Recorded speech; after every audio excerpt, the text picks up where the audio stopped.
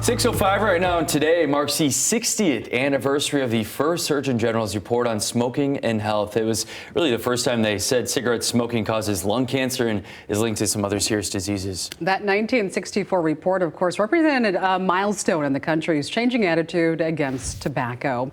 Andy Curtis in studio this morning with more on why this piece of health history is still so relevant today. Andy? Good morning, Janice. Good morning, Elliot. For 60 years, the Surgeon General has been warning Americans of the dangers of tobacco.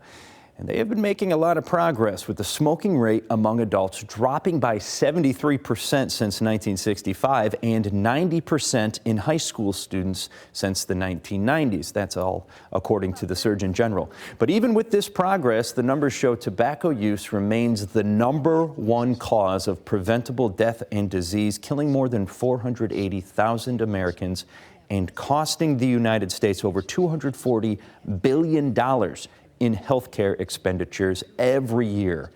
And getting both of those numbers down to zero is the next challenge, according to the president and CEO of the Campaign for Tobacco-Free Kids, Yolanda Richardson.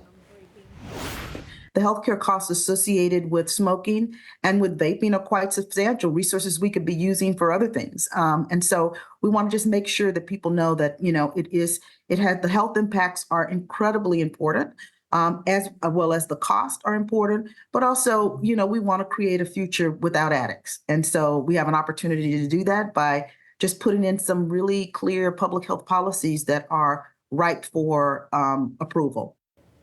Now, Yolanda also mentioned that she was hopeful about the potential of the U.S. Food and Drug Administration taking some steps toward banning menthol in cigarettes and flavored cigars to really make a difference in their continued progress. Andy Curtis, Fox 17 News.